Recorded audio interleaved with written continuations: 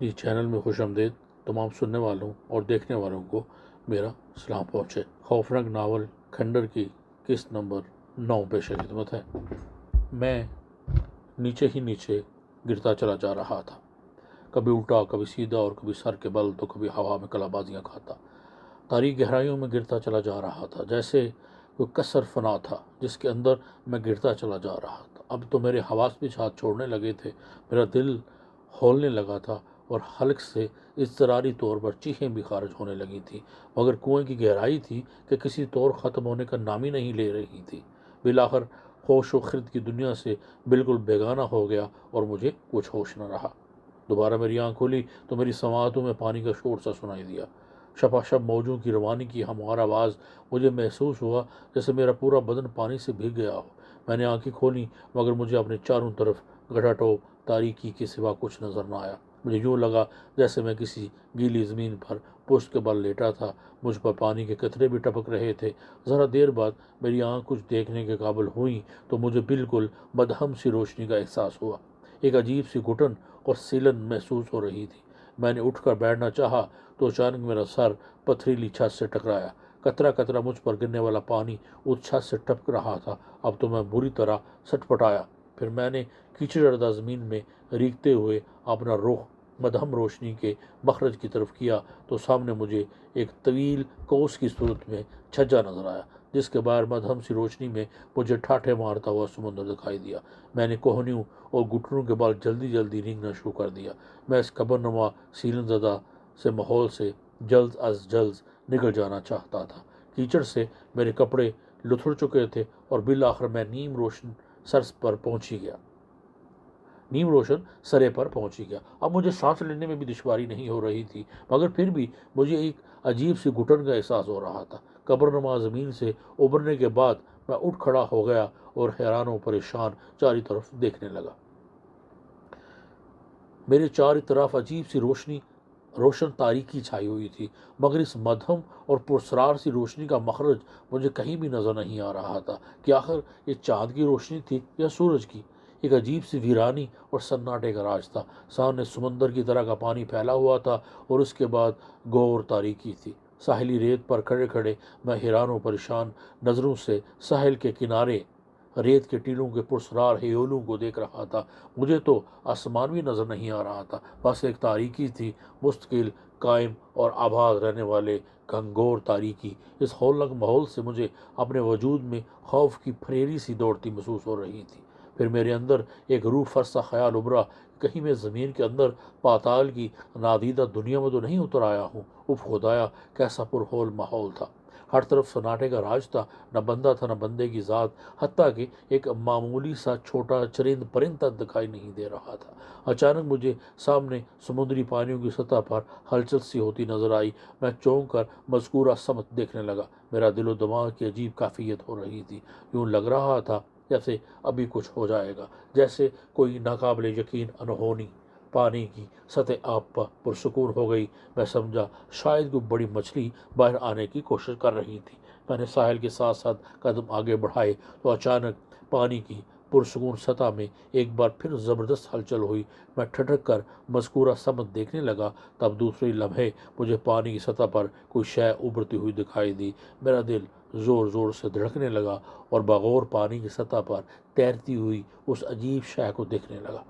وہ شے ذرا قریب آئی تو میں جی جان سے لرز اٹھا۔ وہ کسی جانور کا لبوترا چہرہ تھا، جس کی دو بڑی بڑی ابرواں آنکھیں مجھے اپنی طرف گورتی ہوئی صاف نظر آ رہی تھیں۔ مگرمچھ! میرے ٹھٹکے ہوئے ذہن میں یہ نام ابھرا تھا۔ میں نے فوراً یہاں سے بھاگنے کا ارادہ کیا اور قدم ابھی بڑھایا ہی تھا کہ ساحل کے قریب چھپاکے کی آواز ابھری اور دوسرے لمحے جیسے اپنی جگہ بت بنا کھڑا رہ گیا تھا۔ وہ تو مگرمچھ، مگر اتنا جسیم! میں نے اپنی ساری زندگی میں اتنا بڑا غیر معمولی جسامت کا مگرمچھ نہیں دیکھا تھا۔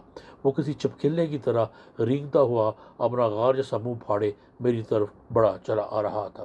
اس کے نوکیلے لمبے لمبے دانت کبھی ہیکل چورے چبڑے کے اندر سے چھروں کی طرح جھانک رہے تھے۔ اس کی کھال بہت موٹی تھی۔ میں نے دوڑ لگا دی۔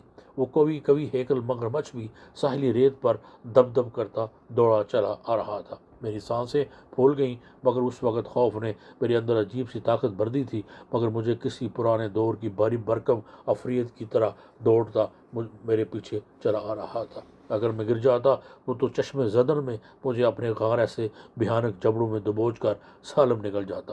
جلدی میں نے محسوس کیا کہ میرا اور اس فاصلہ بتدریج گھٹتا جا رہا تھا۔ وہ قوی الجثہ ہونے کے باوجود خاصی تیز رفتار سے دوڑ رہا تھا۔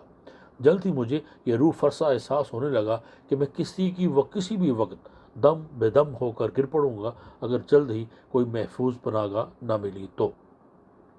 لہٰذا اب میں نے بجائے سیدھا دوڑنے کے بائیں طرف مڑ کر ساحل کے ساتھ ساتھ ذرا فاصلے پر نظر آنے والے بادین مٹی کے تودوں اور چٹانوں کی طرف دوڑ لگا دی، اور پھر ایک اونچے تودے پر چڑھ گیا جس کی سطح نمی اور پانی کے عجیب نظر نہ آنے والے رساؤں کی وجہ سے پسرواں ہو رہی تھی۔ میں بمشکل اونچائی تک پہنچ کر لمبے لمبے سانس لینے کا پھر عقب میں دیکھا تو وہ دیوقامت مگرمچھ اوپر چڑھنے کی ناکام کوشش کر رہا تھا۔ میں نے ایک جگہ زیادہ ٹھہرنا مناسب نہ سمجھا اور پہاڑی تودے کے دوسری طرف چلا گیا۔ یہاں سے میرا پاؤں پھسلا تو میں لڑکھڑاتا ہوا ایک چھوٹی سی پتھریلی راہ گزار پر آ گرا۔ مگرمچھ کے خراٹے اور غرانے کی آوازیں مسلسل آ رہی تھیں۔ مجھے ڈر لگا کہیں وہ دیوزاد مگرمچھ اس راستے نہ آ کر مجھے دبوچ لے۔ میں ہمت کر کے اٹھا اور ساحلی چٹانی تودوں کے درمیان بنے ٹیڑھے میڑھے سیلن زدہ راستے آگے بڑھنے لگا، مگر ساحلی چٹانوں کا سلسلہ تھا کہ تھمنے کا نام ہی نہیں لے رہا تھا۔ بالآخر میں تھک ہار کر ذرا سستانے کے لیے ایک جگہ بیٹھ گیا اور چاروں طرف دیکھنے لگا۔ وہی مانوس تاریکی ہیولے تھے اور تاریک آسمان، پتہ نہیں آسمان تھا بھی کہ نہیں۔ دور خلا میں تو مجھے کچھ نہیں دکھائی دے رہا تھا ماں سوائے اندھیروں کے۔ عجیب سا تاریک ماحول تھا۔ میں سوچنے لگا آخر میں اس پرسرار کھنڈر تک کیسے پہنچ پاؤں گا جہاں اس مردود شیطان کے چیلے جگدوش نے سونی کو قید کر رکھا تھا۔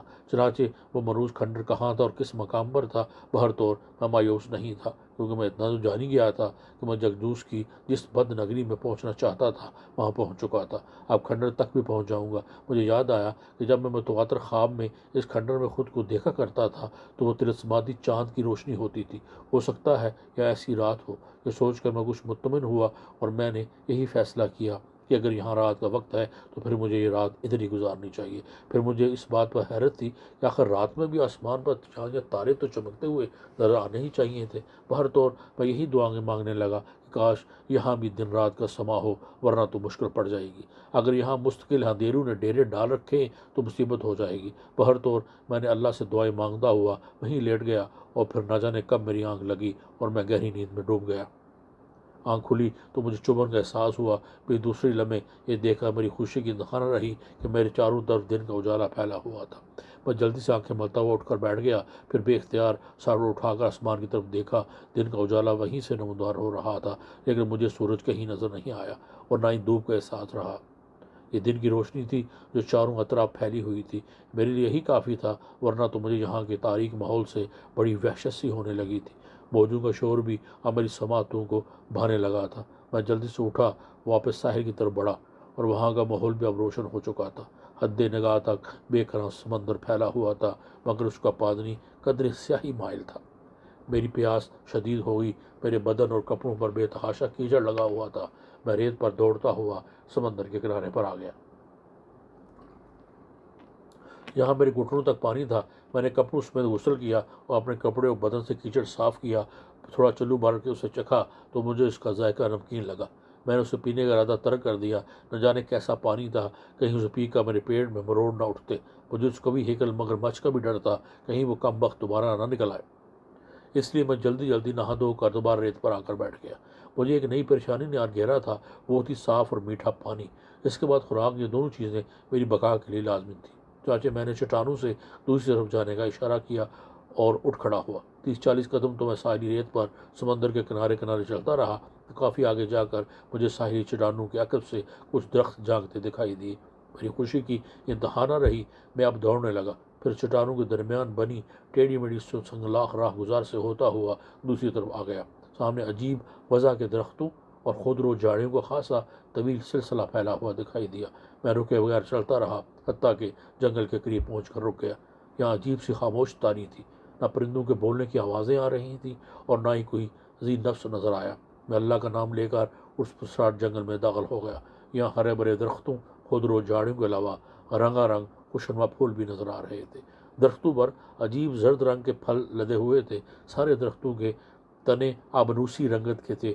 मैं एक दरख्त पर बमुश्किल चढ़ा और एक मोटी सी तनेदार शाख को जोर से हिलाया तो माल्टू के जैसे फल जमीन पर आन गिरे।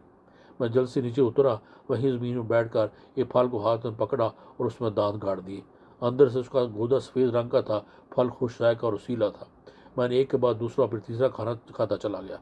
उससे कई हद तक मेरी प्यास भी बुझ गई और खासी हद तक शक्म सीरी भी हो गई। मैंने 2-3 फल मजीद खाए और कुछ मैंने जेबों में भर लिए। फिर आगे चल पड़ा। तकरीबन निसफ घंटा मुसलसल चल रहने के बाद जंगल में तमाम हुआ तो सामने चटियल मैदान था, मगर ज़्यादा वसी न था क्योंकि इसके आखिरी सिरे पर मुझे दोबारा पहाड़ियाँ दिखाई दी, मगर इन पहाड़ियों की ढलानें सब्जे से ढकी हुई थी। मैं ज़रा सस्ताने रुका पर आगे चल पड़ा। खासी देर बाद जब मैं सब्जे से ढकी हुई पहाड़ियों के करीब पहुंचा तो मैंने हरी हरी धूप नवा घास को छू कर देखा। आम घास की तरह नरम मुलायम थी। मुझ में पहाड़ी पर चढ़ने की शक्ल न थी।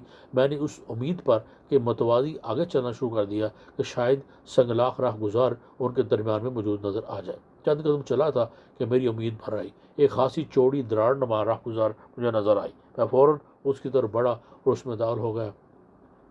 ये खासी तंग दरार थी। रोशनी का गुजर भी मुश्किल हो रहा था, मगर बहरहाल किसी हद तक माहौल रोशन था। मैं अल्लाह का नाम लेकर चल पड़ा और दरार ज़रा ही आगे जाकर कभी दाएं जानब और कभी बाएं जानब मुड़ रही थी। मैं भी चलता रहा। मुझे अचानक आवाज़ आई। मैंने सर उठाकर संगलाख बुलंदी की तरफ देखा तो मुझे कोई नीचे झांकता हुआ दिखाई दिया। वो थोथरी नुमा किसी का सर था। मैं बगौर उसे देखने की कोशिश करने लगा तो अचानक वो गायब हो गया। मेरा दिल यकबारी किसी अनजाने खौफ में धड़का था। चंद सानिया सर उठाए बदस्तूर संगलाख बुलंदियों तक दिखते रहा। शायद वो थोथने वाला अजीब सर दोबारा झांकता नजर आए, मगर वो दोबारा नजर न आया। मैंने एक कदम आगे बढ़ा दिए। आगे एक तंग मोड़ काटते ही मेरी सामने नजर पड़ी और बुरी तरह ठठर कर रुक गया। फिर सामने का मंजर देखकर मेरी आंखें फैलती चली गईं। इस लम्हे को तो मुझे आंखों पर यकीन ही नहीं आया।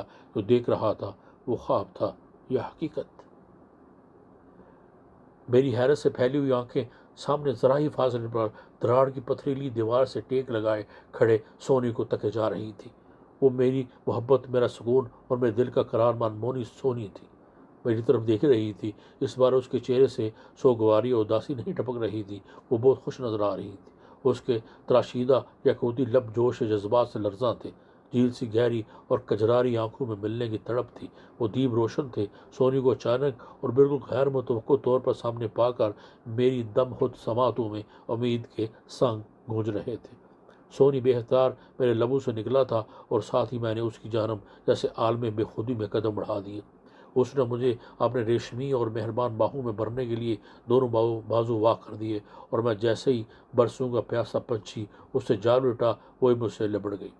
उसके मरमरी वजूद का पुरशवा लफ्ज़ और महकते वजूद की सर अवरी निकत ने वैसे मुझे मदहोश करके रख दिया। मुझे यकीन नहीं आ रहा सोनी कि मैं तुम्हें देख रहा हूँ और तुम मेरे सामने हो। मैं वफूर जज्बात अंगेज खुशी में उसे चूमने लगा।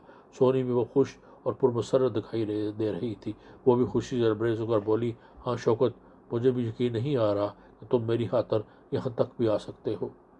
मैंने तो तुझे हासिल करने की कसम खा रखी थी सोनी। मैं उसके हसीन चेहरे की तरफ देखकर मोहब्बत पाश लहजे में बोला, तुम्हारी खातर तो मैं आग में भी कूद सकता हूँ। इससे पहले मैं तुझे ख्वाब में मिला करता था ना। अब देखो हम हकीकत में एक दूसरे के सामने खड़े हैं। अब तू मेरे सामने चलने से इनकार तो नहीं करोगी ना। मैंने आखिर में उसकी गहरी झील सी आंखों में देखते हुए बड़े खाओ से पूछा था। नहीं, अब जो हाँ तुम कहोगे मैं तुम्हारे साथ चलूँगी। सोहनी ने मजबूर लहजे में कहा तो पहली बार मुझे अचंभा सा हुआ। मैं सोचने लगा क्या आपसे जगदूश का खौफ नहीं रहा। तो हम मैंने पूछ लिया, सोनी यूँ तो तुम्हें हासिल करना मेरा अहम मकसद था, लेकिन मैं इस मरदूद शैतान के टुकड़े मलआउन जगदूश को किसी कीमत पर जिंदा नहीं छोड़ना चाहता। सोनी का तुम मुझे बता सकती हो कि वो पुरस्कार खंडर कहाँ है जिधर वो मरदूद रहता है। मैंने देखा मेरी बात पर सोनी के चेहरे पर अजीब सा रंग आकर गुजर गया था। वो जैसे बात बनाने के अंदाज में बोली, शौकत, इस मरदूद को दफ़ा करो, आओ हम यहाँ से भाग चलते हैं। मुझे इस बात पर पहली बार हैरत सी हुई। तहाँ मैंने उसका बड़ा हुआ हाथ थाम लिया जो बर्फ़ की तरह सर्द था। फिर वो मुझे अपने साथ लेकर एक तारीख सी गारमा खो के करीब ले आई। फिर ज़रा रकू के बल झुककर अंदर दाखिल हो गई। मैं हैरान और परेशान बाहर ही खड़ा था तो अंदर गूंजली आवाज़ में बोली, शौकत आओ अंदर आ जाओ। मगर क्यों सोनी, अंदर क्या है? मैंने बाहर खड़े खड़े उससे कहा तो बोली, यहाँ से हमारी दुनिया तक जाने का रास्ता निकलता है, आओ जल्दी करो। मैं زبزب سا آگے بڑھا اور سر ذرا جھکا کر اندر داخل ہو گیا۔ اندر آیا تو سونی ایک دیا ہاتھ میں پکڑے کھڑی تھی۔ اندر سے کھو کافی کشادہ تھی اور اس کی پتھریلی چھت میں کافی اونچی تھی، مگر یہ دیکھ کر مجھے حیرت ہوئی کہ کھو میں آگے کوئی راستہ نہ تھا۔ میں نے سونی سے پوچھا، سونی آگے تو مجھے کوئی راستہ نظر نہیں آ رہا، ہم کہاں جائیں گے؟ اور بات سن کر مسکرائی، ذرات ہونے دو، اس کے بعد اس کی دیوار خود ہی شک ہو جائے گی، پھر ہم اس میں داخل ہو کر واپس اپنی دنیا میں پہنچ جائیں گے۔ میں اس کی بات پر عجیب سی الجھن کا شکار ہو گیا۔ تاہم میں نے اس سے کہا کہ میں جگدیش کو کیفر کردار تک ضرور پہنچانا چاہتا ہوں۔ اللہ کے برگزیدہ بزرگ نے مجھ سے وعدہ لیا ہے اور میری یہ خوش قسمتی ہے کہ مجھے یہ نیک ساتھ ملی ہے، میں اسے ضرور پورا کروں گا۔ چل تو سونی، مجھے بتاؤ وہ مردود اس وقت کہاں ہے؟ میرے اٹل ارادے پر سونی کے چہرے کے اثرات متغیر ہوئے اور اس نے کہا، اچھا ٹھیک ہے، میں تمہیں وہاں تک ضرور لے کر چلوں گی، لیکن یہ تو بتاؤ تم جگدوش جیسے اتنے بڑے جادوگر سے کس طرح مقابلہ کرو گے؟ میرے پاس اللہ کی طاقت ہے اور یہ تعویذ، میں نے مسکرا کہا اور فخر کے ساتھ سونی کو اپنی جیب سے بابا کمال شاہ والے بڑے ہوئے منصوری پیسے والے تعویذ نکال اسے دکھائے، پھر اپنے دائیں بازو کی آستین پر اوپر اٹھا کر اسے دوسرا تعویذ بھی دکھایا۔ میں نے دیکھا سونی کے چہرے پر عجیب سے تاثرات ابھر آئے۔ جانے کیوں مجھے سونی کے یہ انداز اتوار مختلف سے نظر آ رہے تھے۔ وہ مسکرا میرے قریب آئی اور میرے گلے میں بہیں ڈال کر بولی، اچھا اب یہ دونوں تعویذ اتار کر تم ایک رکھ دو اور تھوڑا سا آرام کرو، میں بھی تمہارے ساتھ یہ آرام کرنا چاہتی ہوں۔ میں حیرت سے اس کو منہ تکنے لگا، اس کی آنکھوں میں عجیب سا نشہ تیرنے لگا تھا۔ پھر اس نے مجھے اپنے سینے سے لگا لیا، فرتے جذبات سے مرتعش آواز میں بولی، رکھ دو نا اتار کر یہ دونوں تعویذ۔ شوکت، میرا بدن بہت ٹوٹ رہا ہے، تم نہیں جانتے میں تم سے کتنی محبت کرتی ہوں، اور جس طرح تم میرے لیے تڑپتے رہے ہو اس طرح میں بھی تمہاری جدائی میں کٹتی رہی ہوں۔ او نا تمس ستاؤ۔ ایک عجیب سی ادائی دل ربائی سے انداز میں بولی۔ مجھے اس کا یہ عامیانہ پن نہایت ناگوار محسوس ہوا اور وہ برابر اصرار کرتی رہی، اپنے پرشوا بدن کے لمس سے مجھے آشنا کرنے کی کوشش کرتی رہی، اور تب پہلی بار میری چھٹی ہنس نے مجھے کسی انجانے خطرے سے خبردار کر دیا۔ میں نے فوراً ہاتھ میں پکڑی ہوئی منصوری پیسہ والے تعویذ کو سونی کے بدن سے لگایا تو اگلے لمحے سونی ایک دل خراش چیخ مار کر مجھ سے دور ہٹ گئی۔ پھر میں نے ایک روح تک کو لرزاں دینے والا وحشتناک منظر دیکھا۔ کیا دیکھتا ہوں کہ سبق اندام سونی کا حسین چہرہ یکلت سیاہ پڑنے لگا، اس کی آنکھوں کے دید پھیل کر باہر کو ابل آئے، ستواری ناک غائب ہو چکی تھی اور اسی جگہ دو بدحیت سوراخ جھانکنے لگے تھے، اور اوپر نیچے کے دونوں ہونٹ بھی سکڑ کر اندر کی طرف کھنچ گئے تھے، اور اب ان کی جگہ لمبے لمبے نوکیلے دانت نظر آ رہے تھے جن سے تازہ اور سرخ سرخ خون کی بوندیں ٹپک رہی تھیں۔ اس کے مکروہ چہرے پر آن گنت دراریں پڑنے لگی تھیں، دونوں کان پیچھے کی طرف مڑ گئے تھے، ہاتھوں کی انگلیوں کے ناخن بھی لمبے ہونے لگے تھے، پاؤں الٹے ہو چکے تھے۔ وہ کوئی چڑیل تھی جو سونی کے روپ میں دھوکے سے میرے دونوں تعویذ اتروانا چاہتی تھی۔ میں نے اپنی خوفزدہ کیفیت پر قابو پایا اور جلدی سے کھو کے اندر سے باہر نکلا اور ایک طرف دوڑ لگا دی۔ عقب سے اس کے خوفناک چڑیل کے ڈراؤنے کہے دور تک میرا پیچھا کرتے رہے۔ میں تب تک بھاگتا رہا جب تک میری سانس نہ پھول گئی، پھر میں ایک پہاڑی کی پتھریلی دیوار سے پشت ٹکائے سستانے بیٹھ گیا۔ تھوڑی دیر میں اپنی پھری ہوئی سانسیں بحال کرتا رہا، اب شیطانی کہکوں کی آواز معدوم ہو چکی تھی۔ میں نے اللہ کا نام لیا اور آگے بڑھ گیا۔ خدا خدا کر کے یہ منحوس پہاڑی سلسلہ ختم ہوا تو سامنے چٹیل لہگ و دہگ میدان نظر آیا۔ دن کی روشنی چاروں طرف پھیلی چکی تھی، مگر جب میں نے سر اٹھا کر آسمان کی طرف دیکھنا چاہا تو وہاں دبیز کور اور دھند کے سامنے کچھ نظر نہ آیا۔ میں نے اس چٹیل میدان کو عبور کرنے سے پہلے اپنے پاس موجودہ زرد رس دار پھل کھائے، پھر آگے چل پڑا۔ آگے بڑھتا رہا، چلتا رہا، جدھر تھک جاتا ذرا دیر کو سستانے کے لیے بیٹھ جاتا اور ذرا ہی دیر میں بعد تازہ دم ہو کر دوبارہ چل پڑتا۔ اس طرح چلتے رہنے کے باوجود بھی میدان ختم ہونے کا نام ہی نہیں لے رہا تھا، حتیٰ کہ ایک بار پھر چاروں طرف اندھیارے سے چھانے لگے۔ میرا دل جانے کیوں ہولنے لگا اور میں نے قدرے سہم کر وہیں بیٹھ گیا اور رفتہ رفتہ اس ویران ماحول میں اترنے والے اندھیروں کو خاموشی سے دیکھنے لگا۔ پھر میرے دیکھتے ہی دیکھتے ہر طرف گھور تاریکی چھا گئی۔ پھر تھوڑی سی دیر گزری تھی کہ آس پاس کا ماحول پھر روشن ہونے لگا، لیکن اس بہرحال دن کا اجالا نہیں کہا جا سکتا تھا۔ یہ چمکیلی سی پرسرار تلسمانی روشنی تھی جو مدھم مدھم سی تھی، جیسے کہیں دور چاند نکل آیا ہو، مگر وہ نظر نہیں آ رہا تھا۔ بڑی عجیب دنیا تھی یہ، شاید میں پاتال کی منحوس گہرائیوں میں اتر آیا تھا۔ یہ احساس ہوتے ہی جانے کیوں میرے پورے بدن میں خوف کی سرسراہٹ دوڑ گئی، ایک عجیب سی سنسنی کا احساس ہونے لگا تھا۔ مجھے میں دم خود سا اس ویران اور ہولناک ماحول میں بیٹھا رہا۔ پھر میری آنکھیں نیند سے بوجھل ہونے لگیں۔ میں وہی بربری مٹی والی زمین پر لیٹ گیا۔ پھر جانے کب نیند کی دیوی مجھ پر مہربان ہوئی اور میں سو گیا۔ اچانک میری آنکھ کھلی۔ لیٹے لیٹے مجھے یوں لگا جیسے میرے جسم پر لاتعداد چیونٹیاں رینگ رہی ہیں۔ میں ہڑبڑا کر اٹھ بیٹھا تو دہشت سے میرا چہرہ فاق ہو گیا۔ میرے بدن پر گرد موٹے موٹے سروں والے سر رنگ کے چیونٹے رینگ رہے تھے، بلکہ میرے بدن پر ہی نہیں، مجھے زمین پر ان کی فوج ظفر موج سی رینگتی نظر آئی۔ میں پاگلوں کی طرح دوڑ پڑا اور ساتھ ہی ساتھ دونوں ہاتھوں سے اپنے جسم اور کپڑوں پر چمٹے ہوئے موٹے موٹے چمٹوں کو بھی جھٹکتا جاتا۔ چاہنے تو مجھے کاٹ ہی لیا تھا۔ مجھے بے اختیار جھرجھری آ گئی، تاہم میں نے بہت جلد ان خونی چمٹوں سے نجات حاصل کر لی اور وحش زدہ ہو کر دوڑنے لگا۔ پھر کافی دور جا کر میں کھڑا ہو گیا اور زور زور سے ہانپنے لگا۔ یا امن تھا، نہ جانے یہ کم وقت کہاں سے آن وارد ہوئے تھے، بلکہ یہ تو مجھے قبروں میں رہنے والے مردہ خور چیمٹے محسوس ہو رہے تھے۔ مجھے یہ سوچ کر پھریری آ گئی کہ کہیں یہ کم وقت مجھے کوئی مردہ سمجھ کر تو نہیں کاٹنے لگے تھے۔ بہرطور میں وہیں بیٹھ گیا۔ نیند میری آنکھوں سے اب کوسوں دور بھاگ چکی تھی۔ رات کا جانے کون سا پہر تھا۔ میں دم خود سا بیٹھا رہا، تب پھر اچانک میں چونکا۔ وہ عجیب سی آواز تھی، بالکل مدھم سی سر کرتی سرسراتی آواز جو میرے دائیں جانب سے آ رہی تھی۔ میں نے جلدی گردن موڑ کر مذکورہ سب کی طرف دیکھا اور دہشت سے میری آنکھیں پھٹے کی پھٹی رہ گئی۔ وہ دیو قامت وہ بڑی خوفناک مکڑی تھی۔ اس کی لمبی لمبی انگنت ٹانگیں تھیں اور ان پتلی غلیظ ٹانگوں کے آغاز مرکز میں ایک فٹ بال جتنا اس کا بڑا سا سر بھی تھا، جس پر ابری ہوئی دو مٹر کے دانوں جیسی بڑی بڑی کالی آنکھیں مجھے گور رہی تھیں۔ آنکھوں سے نیچے مجھے اس کا منہ چھوٹا تھا، مگر دو اوپر اور دو نیچے اس کے بڑے بڑے ڈنگ نما دانت سفر نظر آ رہے تھے۔ اتنی بڑی مکڑی میں نے زندگی میں پہلی بار دیکھی تھی۔ مجھے یوں لگ رہا تھا جیسے میں کسی قدیم دور میں موجود تھا۔ ساحل سمندر پر ملنے والے جسیم مگرمچھ، پھر غیر معمولی ذہامت کے موٹے موٹے سرخ چیمٹے کے بعد یہ تیسری دیوزاد مخلوق دکھ رہا تھا جس نے میرا عمر ہی خشک کر کے رکھ دیا۔ ایک تو میں تھا تنہا، بھلا کیسے اتنی بڑی مکڑی کا مقابلہ کر سکتا تھا؟ وہ مکڑی مجھے اپنی جانب متوجہ پا کر اب تیز اپنی پتلی مگر مضبوط ٹانگیں چلاتی میرے قریب آنے لگی۔ میں اس قدر دہشت زدہ ہو گیا تھا کہ میری ٹانگیں تک لرزنے لگی تھی، مگر بہرحال جلد ہی جان بچانے کا خوف مجھ پر غالب آیا اور میں پھرتی سے اٹھ کر دوڑ پڑا۔ پھر دوڑتے دوڑتے میں نے پیچھے زدہ گردن گھما کر دیکھا تو وہ مکڑی میرے سر پر پہنچا ہی چاہتی تھی۔ بے اختیار میرے حلق سے مارے دہشت کی چیخ خارج ہو گئی۔ پھر اچانک جیسے کسی نے میرے اوپر جال پھینکا ہو۔ وہ جال عجیب سا تھا، لجلا سا بدبودار، جس نے مجھے چاروں طرف سے رسن بستہ کر ڈالا اور میں بے دم ہو کر گر پڑا۔ زمین پر گرتے ہی میں جس قدر اس جال سے چھٹکارا پانے کے لیے ہاتھ پاؤں چلاتا، اس قدر مزید الجھتا چلا جاتا۔ بالآخر تھک ہار کر میں نے کوشش ترک کر دی اور لگا زور زور سے ہانپنے۔ پھر میں نے لیٹے لیٹے اس دیو کو مکڑی کو اپنی طرف دھیرے دھیرے بڑھتے دیکھا۔ اب یہ دیکھ کر مجھے بے اختیار جھرجھری سی آ گئی کہ جال مکڑی کے سوراخ در منہ سے جالے کی صورت ابل رہا تھا، تو اس کے شاید لاب دہن تھا۔ مجھے خوف کے ساتھ کرعت آنے لگی۔ میں دہشت سے پھٹی ہوئی آنکھوں سے خوفناک مکڑی کو اپنی جانب بڑھتے ہوئے تکے جا رہا تھا۔ وہ اپنی ابری ہوئی مٹر کے دانوں جیسی کالی کالی آنکھوں سے مجھے گھورتے ہوئے میری طرف بڑھ رہی تھی، ساتھ ہی ساتھ اپنے باہر کو نکلے ہوئے ڈنک کی طرح کے دانتوں کو بھی کچکچا رہی تھی۔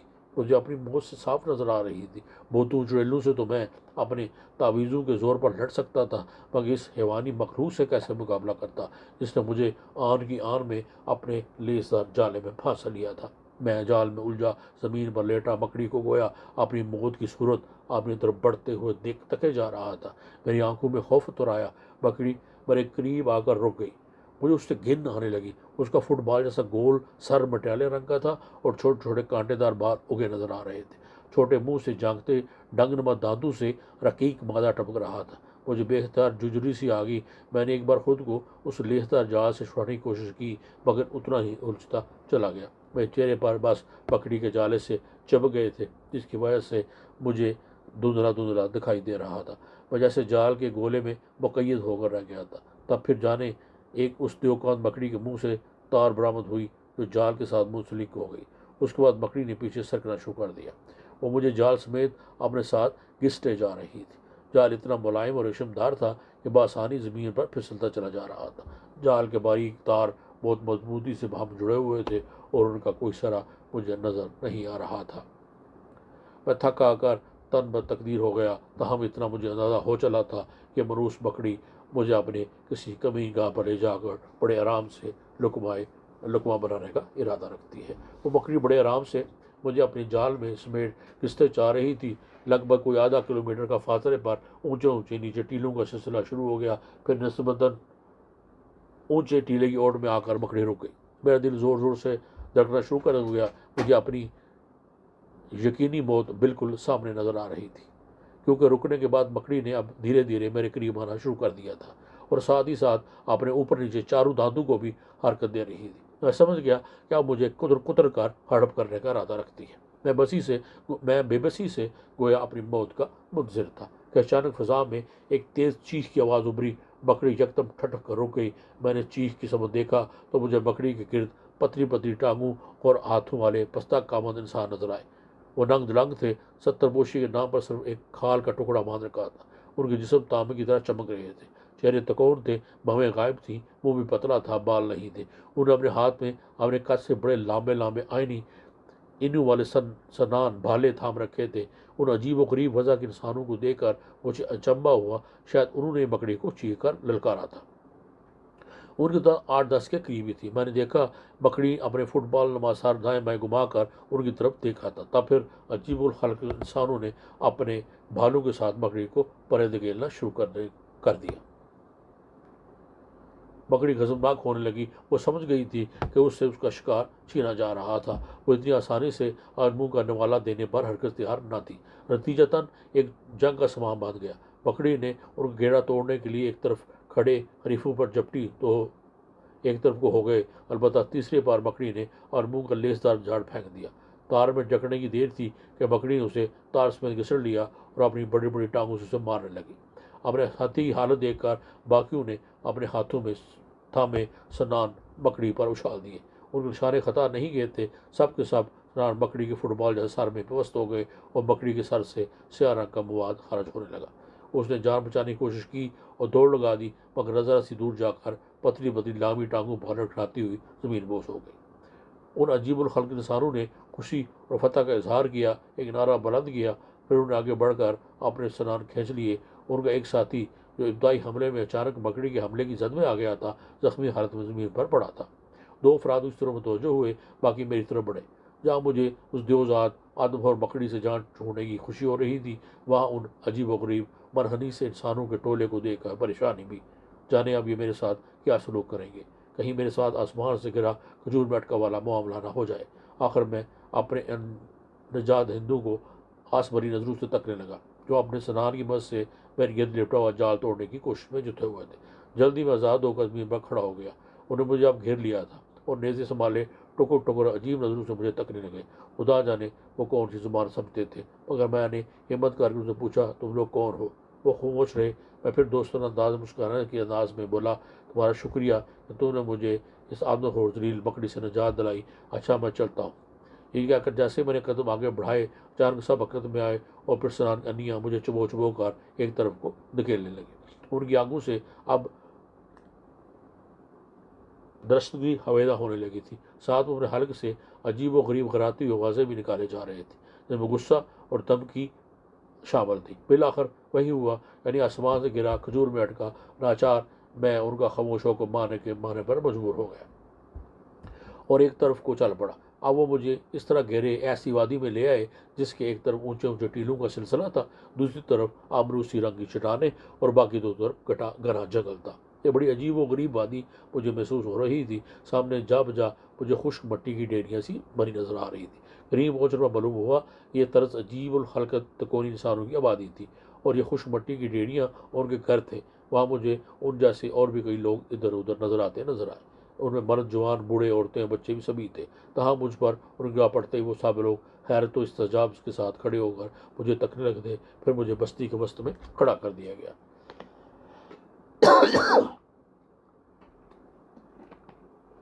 اس طرح جیسے کوئی مجرم ہو۔ اس کے بعد فضا میں نکارہ پیٹنے کی آواز ابھری۔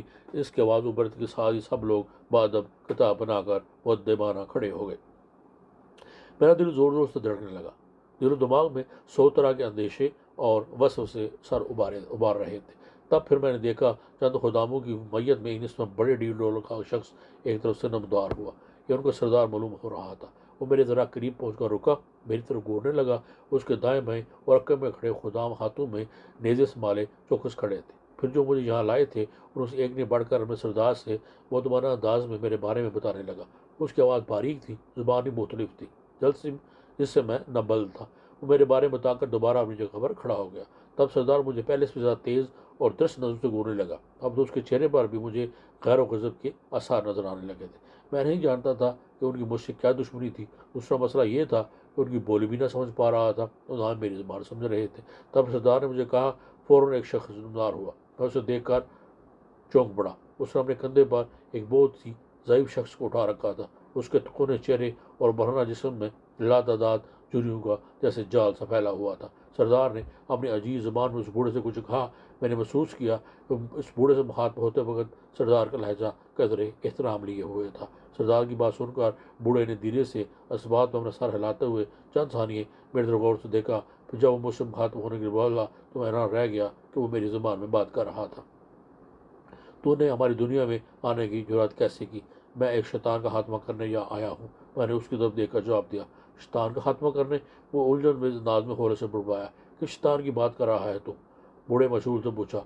उस शैतान का नाम जगदूश था, मैंने जवाबन कहा। तो वो अजीबुल खल्कत बूढ़ा चौंक कर मेरी चेहरा तकने लगा। फिर अपनी चुंदी चुंदी आंखें छेड़ कर बोला, क्यों तुम उसे क्यों मारना चाहते हो? उसने बारीक आवाज़ में पूछा। वो हमारी दुनिया की एक लड़की को यहाँ उठा लाया है। वो लड़की तुम्हारी क्या लगती है? मैं उसे पसंद करता हूँ, उसे शादी करना चाहता था।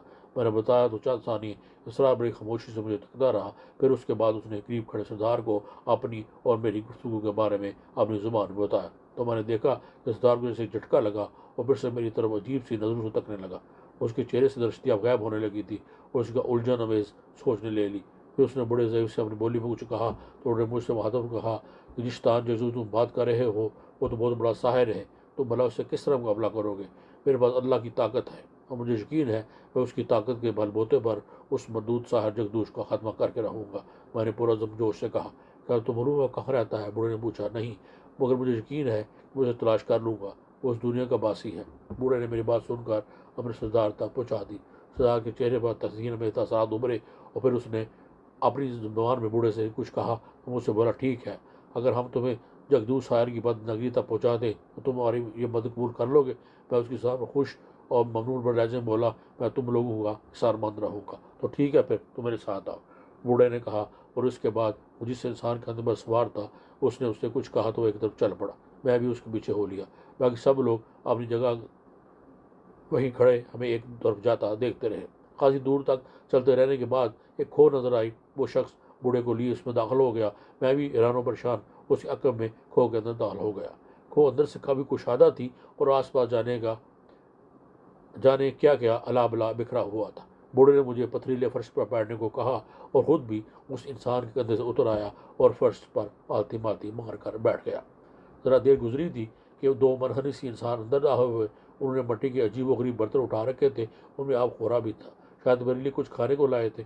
उन्हें खामोशी से मेरे सामने रख दिया। मैंने अजीब गरीब मिट्टी के बर्तनों को देखा। आब खोरा पानी से लबालब भरा हुआ था। पानी का रंग सही माल था। बाकी शक्म सेनी के लिए दीगर बर्तनों में अजीब अजीब से फल और बने हुए गोश्त के पार्चे रखे हुए थे। मेरी भूख दो चांद हो गई। मैं खाने पर टूट पड़ा। कुछ बड़ा लजीज था और किसी पहाड़ी छुपाए का लग रहा था। मैंने फल भी खाए, इस बार पानी पिया और दोनों नवार्द मेरे आगे से खाली बर्तन उठाकर खामोशी से वापस लौट गए। शक्म सीरी के बाद मैं अपने बदन में ताकत सी महसूस करने लगा था। उन अजीबुल खलकत इंसानों के दोस्ताना रवैये से मेरे दिल को काफ़ी डहारस बन गई थी। वरना तो मैं डर गया था कि न जाने ये लोग मेरे साथ क्या सलूक करते। मगर अब ये लोग मेरी मदद करने के ख्वाह थे, इसलिए मैं भी खुश था। खाना वगैरह खा चुकने के बाद बूढ़े ने मुझसे कहा, अल्लाह तुम्हारे किसी देवता का नाम है? वो जवाब मुस्कुरा कर बोला, मेरा अल्लाह देवताओं का भी देवता है, वो सबसे बड़ा है और पूरी दुनिया और कायनात का मालिक है। अगर ये बात है तो हमें यकीन है कि तुम उस सार जगदूश को ज़रूर खला कर डालोगे। बूढ़े ने कहा। अब उसका लहजा नरम हो गया था। मजीद बोला, दरअसल उस ज़ालिम साहर ने हमें भी तंग कर रखा है और उस बदबख्त ने हमारे सरदार के बेटे रोकश को भी मार डाला है। इसलिए हमारा सरदार भी उससे इंतकाम लेना चाहता है, मगर हम कमज़ोर हैं, उससे जंग नहीं कर सकते। लेकिन मैं तुम्हें उसकी बदनगरी तक पहुँचा सकता हूँ। ये कहकर वो लम्हा भर तवक्कुफ के साथ बोला, लेकिन उसकी बदनगरी यहाँ से मीलों दूर है। میں تمہارے وہاں تک پہنچنے کا بندوبست کیے دیتا ہوں۔ یہ کہہ کر اپنی زبان میں اپنے قریب کھڑے اور خدام سے جس کے سہارے اپنی آمد و رفت رکھتا تھا بولا تو وہ ہولے سے سر اٹھا کر کھوش سے باہر نکل گئے۔ پھر ذرا سی دیر میں اس نے نہایت مؤدبانہ انداز میں اسے مختصر کچھ کہا، پھر بوڑھے نے اسے شاید بیٹھنے کو کہا تھا۔ غلام نے زمین پر اکڑ بیٹھ کر اسے پھر دوبارہ اپنے کندھوں پر سوار کر لیا اور بوڑھے نے مجھے باہر نکلنے کو کہا۔ جب ہم کھو سے باہر نکلے تو سامنے میری نگاہ پڑتے ہی میں بری طرح ٹھٹک گیا۔ میری آنکھیں خوف و خیرت سے پھیل گئیں۔ سامنے ایک عجیب و غریب چمکیلا موجود تھا جو تقریباً 7-8 فٹ لمبا تھا اور میز 1 فٹ اونچا مگر پورے 3 فٹ چوڑا تھا۔ اس کی جلد بہت موٹی اور کھردری تھی۔ ایک چھوٹا سا کوہان بھی تھا۔ تم اس کی پیٹھ پر سوار ہو جاؤ، یہ تمہیں اس جگدو شہر کی بندرگری تک پہنچا دے گا۔ بوڑھے نے مجھ سے کہا، پشت پر؟ میں نے لکنزا لہجے میں کہا، ہاں ڈرو نہیں، یہ تمہیں کچھ نہیں کہے گا۔ بوڑھے نے کہا۔ اس کے بعد اس نے مجھے ایک سنان بھی دیا۔ میں ڈرتے ڈرتے چپکلے کی پشت پر کوہان سے چمٹ کر بیٹھ گیا اور پھر چپکلے نے دھیرے دھیرے ریگنا شروع کر دیا۔ میں اس کی کچھوے کی جیسی رفتار پر پریشان سا ہو گیا۔ میں سوچنے لگا آخر اتنی سست چال کے ساتھ یہ مجھے کس طرح منزل تک پہنچائے گا، مگر جیسے ہی چپکلا چٹل میدان پر پہنچا اس نے سر پر دوڑنا شروع کر دیا اور میں ایک ہاتھ سے سنان سنبھالے دوسرے بمشغل اس کا کوہان تھامے اس سے چمٹا رہا۔ میدان طے کرنے کے بعد چپکلا سر رکا۔ میرا جوڑ دکھنے لگا تھا مگر منزل تک پہنچنے کی آرزو نے اس تکلیف کو دبا دیا تھا۔ سامنے پہاڑیاں تھیں۔ چپکیلا ایک بلند پہاڑی پر بڑے آرام سے چڑھنے لگا حتیٰ کہ چوٹی پر پہنچ گیا۔ یہ وادی کا اختتام تھا۔ سامنے گھنا جنگل تھا اور اس کے درمیان ایک نہر سی جاری تھی۔ ماحول رفتہ رفتہ تاریک ہونے لگا تھا۔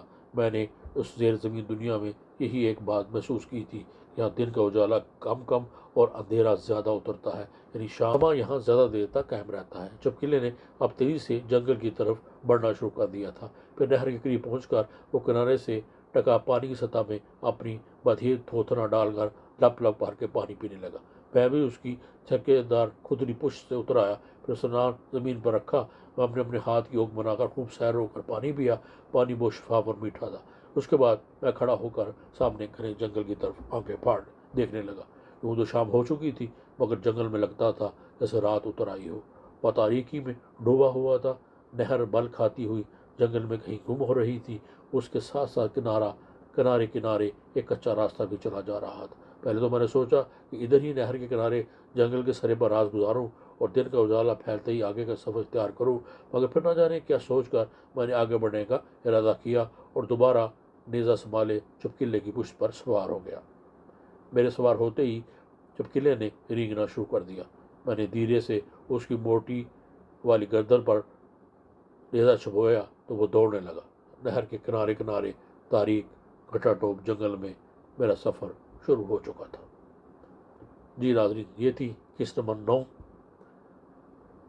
اس کو سنیے، اس کو پڑھیے اور پسند آئے تو لائک کیجیے، میرے چینل کو بھی سبسکرائب کیجیے اور دوسروں کو شیئر بھی کیجیے۔ انشاءاللہ پھر اگلی قسط کے ساتھ دوبارہ ملاقات ہوگی۔ اپنا بہت خیال رکھیے، مجھے بھی دعا میں یاد رکھیے۔ اللہ حافظ۔